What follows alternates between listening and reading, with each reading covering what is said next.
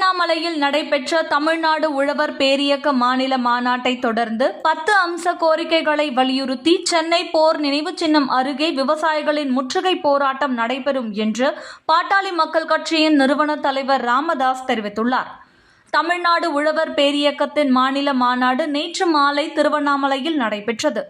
தமிழ்நாடு உழவர் பேரியக்கத்தின் நிறுவனரும் பாட்டாளி மக்கள் கட்சியின் நிறுவன தலைவருமான டாக்டர் ராமதாஸ் இம்மாநாட்டில் கலந்து கொண்டு தமிழ்நாடு உழவர் பேரியக்கத்தின் கொடியை அறிமுகப்படுத்தி கொடியை ஏற்றி மாநாட்டை துவக்கி வைத்தார்.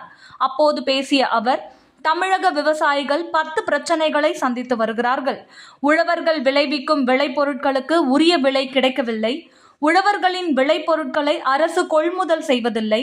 உழவர்களின் வருமானத்தை உயர்த்த தமிழக அரசு திட்டங்களை செயல்படுத்தவில்லை. தமிழகத்தில் நீர்ப்பாசன வசதிகளை மேம்படுத்தவில்லை.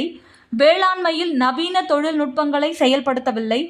வறட்சி, வெள்ளம் போன்ற பேரிடர்களின் போது உழவர்களுக்கு இழப்பீடு தொகை வழங்குவது இல்லை. வேளாண் சாகுபடிக்கு உரிய நேரத்தில் கடன் உதவிகள் வழங்குவதில்லை. தொழில்மயமாக்கல் என்ற பெயரில் விவசாய விளைநிலங்கள் எடுக்கப்படுகிறது. தோட்டக்கலை பயிர்களின் மூலிகை சாகுபடி பரப்பளவை அதிகரிக்க எவ்வித நடவடிக்கையும் இல்லை. வேளாண் கல்வி மற்றும் வேளாண் ஆராய்ச்சிகளை ஊக்குவிக்க தமிழக அரசு தவறிவிட்டது. அதனால் இந்த 10 அம்ச கோரிக்கைகளை நிறைவேற்ற கோரி தமிழக அரசை கண்டித்து வரும் 2025ஆம் ஆண்டில் தமிழ்நாடு உழவர் பேரியக்கத்தின் சார்பில் சென்னை போர் நினைவு சின்னம் அருகே மாபெரும் முற்றுகை போராட்டம் நடைபெற உள்ளதாகவும் டாக்டர் ராமதாஸ் தெரிவித்தார். விவசாயிகளை பாதுகாப்பதில் தமிழக அரசு படுதோல்வி அடைந்துள்ளதாகவும், விவசாய விளை நிலங்களுக்காக போராடிய விவசாயிகளை குண்டர் சட்டத்தில் அடைத்த கொடுங்கோல் ஆட்சி தமிழகத்தில் நடந்து வருவதாகவும், உழவர்களை காக்காத தமிழக அரசு நீடிக்கக்கூடாது, அதையும் தமிழக மக்கள் ஓராண்டில் செய்வார்கள் என்றார். மாநாட்டில் பாட்டாளி மக்கள் கட்சி மாநில தலைவர் அன்புமணி ராமதாஸ் பேசுகையில், புயல் மழையால் பாதிக்கப்பட்ட மக்களுக்கு தமிழக அரசு நிவாரண தொகை வழங்கவில்லை என்றும், மழையால் பாதிக்கப்பட்ட சென்னை, தூத்துக்குடி, திருநெல்வேலி, கன்னியாகுமரி மாவட்ட மக்களுக்கு குடும்பத்திற்கு 6000 ரூபாய் வழங்கிய தமிழக அரசு திருவண்ணாமலை, விழுப்புரம், கடலூர், தர்மபுரி, கிருஷ்ணகிரி மாவட்டங்களில் மழையால் பாதிக்கப்பட்ட குடும்பங்களுக்கு 2000 ரூபாய் வழங்குவது ஏன்? வட மாவட்ட மக்களுக்கு மட்டும் ஏன் இந்த பாரபட்சம்? இதற்கு முதலமைச்சர் ஸ்டாலின் பதில் சொல்லியே ஆக வேண்டும் என்றார். தமிழகத்தில் மிகப்பெரிய மாற்றம் வேண்டும். அந்த மாற்றத்தை விவசாயிகளால் தான் செய்ய முடியும் என்றார். இந்த மாநில மாநாட்டில் பாமக கௌரவ தலைவர் ஜி.கே. மணி மற்றும் முன்னாள் நாடாளுமன்ற, சட்டமன்ற உறுப்பினர்கள், விவசாயிகள், பாமக தொண்டர்கள் என ஏராளமானோர் கலந்து கொண்டனர்.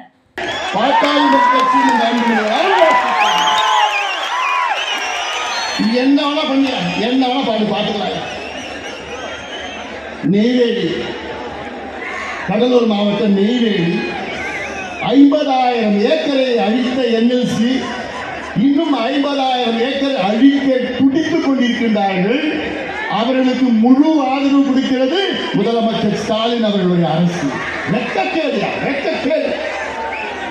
இதே முதலமைச்சர் அவர்கள் கடந்த வாரம் சட்டமன்றத்தில் பேசுறார். என்னன்னு, மதுரை, மேலூரில் அங்கே டங்ஸ்டன் சுரங்கம் அமைப்பதற்காக எல்லா ஏற்பாடும் பண்ணிட்டாங்க. அங்கே மக்கள் போராட்டம், பாட்டாளி கட்சி போராட்டத்தினால இப்ப விழித்துக் கொண்டாங்க.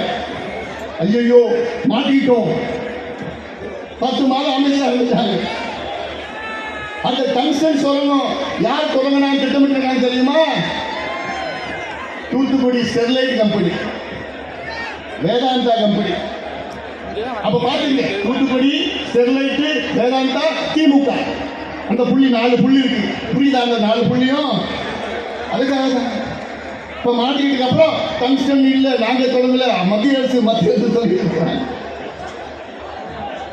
சட்டமன்றத்தில் பேசுறாரு முதலமைச்சர் ஸ்டாலின் அவர்கள். என்ன, நான் இந்த பதவியில் இருக்கின்ற வரை டங்ஸ்டன் சுரங்கம் தொடங்க விடமாட்டேன் ஆவேசமா பேசுறாரு முதலமைச்சர் ஸ்டாலின் அவர்களே. இந்த ஆவேசம் ஏன்? நெய்வேலியில் நிலக்கரி சுரங்கத்திற்கு எதிராக உங்களுக்கு வரணும். நெய்வேலியில் இருக்கிறது, அங்கே முப்போகம் விளைகின்ற அங்கேயும் விவசாய நிலம் தானே. அங்கே மேலூர்ல 5000 ஏக்கர் கடலூர்ல 50,000 ஏக்கர் 50,000 ஏக்கர் விளை நிலம் முப்போது மக்கள் செழுமையா இருக்கிறாங்க. அதை அழிக்கிறதுக்கு உங்களுக்கு மனசு வருது.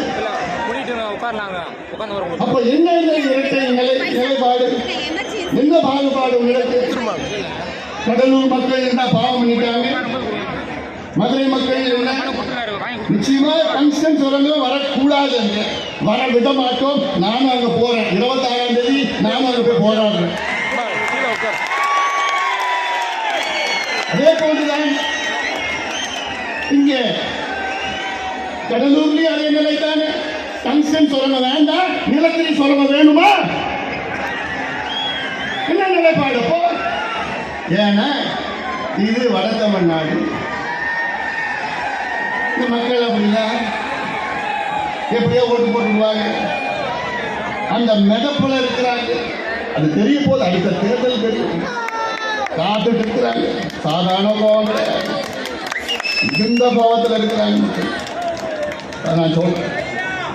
இதே போன்றுதான் தமிழ்நாட்டில் அடுத்தது சேலம் மாவட்டம் எடுத்துக்கிட்டீங்கன்னா மேட்டூர் காவிரி உபரி திட்டம், தருமபுரி காவிரி உபரி திட்டம், எத்தனையோ நடைபயணம், போராட்டம், ஆர்ப்பாட்டம், கல்வி கேட்கிற கூட்டம்,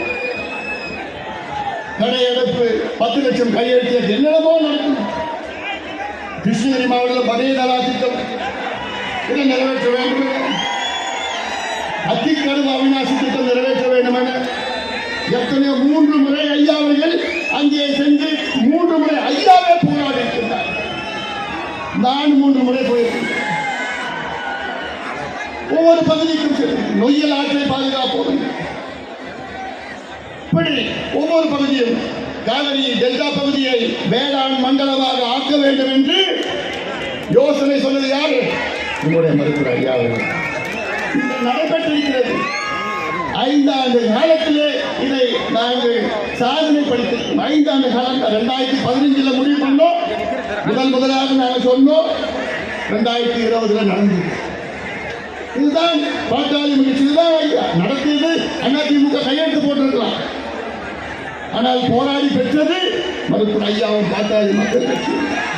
அது நெடுவாசல் பிரச்சனையாக இருந்தாலும் சரி, கதிராமங்கலம் பிரச்சனையாக இருந்தாலும் சரி, இப்படி ஒவ்வொரு பகுதியிலும் ஒவ்வொரு பிரச்சனை, டைட்டேனியம் ஆலை பிரச்சனையாக இருந்தாலும் சரி, கூடன்குளம் பிரச்சனையாக இருந்தாலும் சரி, ஒவ்வொரு பகுதியிலும் தமிழ்நாட்டிலே அங்கே சேர்ந்து போராடி வென்றது மருத்துவர் ஐயாவும் பாட்டாளி மக்கள் கட்சி. தமிழ்நாட்டில் இருக்கிற அத்துணை ஆளுநருக்கும் நான் சென்றிருக்கின்றேன். தாமிரபரணியை காப்போம் என்று 2 நாள் நடைபயணம் மேற்கொண்டேன். பாபநாசத்திலிருந்து புள்ளக்காய் வரைக்கும் 2 நாள் நடந்து போய் ஊரா போய் அங்கே துண்டு பிரச்சனை கொடுத்தேன். வைகை ஆற்றை காப்போம் என்று வெள்ளிமலை நாகமலை அடிவாரத்திலிருந்து அரசு மகளை ஏறி இருக்கும் 2 நாள் நடைபயணம் நான் மேற்கொண்டேன். ஊரா போய் துண்டு பிரச்சனை விழிப்புணர்வு ஏற்படுத்தினேன். அதே அரசு மகளை ஏறிய 1995 எங்களுடைய மருத்துவர் ஐயா அவர்கள் அந்த ஏரியில 2 நாள் தங்கி அந்த ஏரியை தூர் வாங்கியிருக்கிறார். எப்போ? 1995. காவிரி ஆற்றை காப்போம் என்று வில்லிகுண்டிலிருந்து பூம்புகார் வரைக்கும் 3 நாள் நடைபயணம் மேற்கொண்டு 3 நாள் ஒவ்வொரு ஊரா ஒவ்வொரு பகுதியாக சென்று வாருங்கள் விவசாயிகளை, வாருங்கள் இளைஞர்களை, நம்ம ஆற்றை காப்பாற்றணும், காவிரி தாயை காப்பாற்ற வேண்டும் என்று, பாலாற்றை காப்பாற்ற வேண்டும் என்று ஆந்திரா எல்லையில் புல்லூரிலிருந்து சதுரங்கப்பட்டினம் கல்பாக்கத்தில் 2 நாள் நடைபயணத்தை மேற்கொண்டேன். வசத்தலை ஆற்றை காப்பாற்ற வேண்டும் என்று போராட்டம் ஆட்சியப்பேட்டை திருத்தணியிலே மாபெரும் போராட்டத்தை நடத்திய பிறகுதான் அந்த ஆற்றை காப்பாற்றப்பட்டது. அத்திக்கடவு அவிநாசி திட்டம் அதை நிறைவேற்ற வேண்டும் என்று 2 நாட்கள் அத்திக்கடவிலிருந்து குன்னத்தூர் வரைக்கும் 2 நாள் நடைபயணம் மேற்கொண்டேன். இப்படி தமிழ்நாட்டில் அத்துணை ஆறுகளுக்கும் சென்று எப்படியாவது காப்பாற்றணும் என்ற ஆனந்தம் எங்களுக்கு மட்டும்தான் இருக்கிறது. யாருக்காவது இருக்க நொய்யல் ஆற்றை காப்பாற்ற வேண்டும் என்று கருத்தரங்கம் போட்டு மிகப்பெரிய ஒரு விழிப்புணர்வு ஏற்படுத்தினோம். இதே போன்று தமிழ்நாட்டில் நீர்ப்பாச திட்டங்கள் அத்திக்கடவு அவிநாசி இப்ப இன்னும் நடைமுறையில் சரியில்லை. மேட்டூர் உபரிநீர் திட்டம், தருமபுரி உபரிநீர் திட்டம், வடேதரா திட்டம், நந்தங்காலா திட்டம், பாலா தென்பெண்ணை இணைப்பு திட்டம், நல்லார் பாம்பா திட்டம், பாண்டியார் புன்னமலா திட்டம்,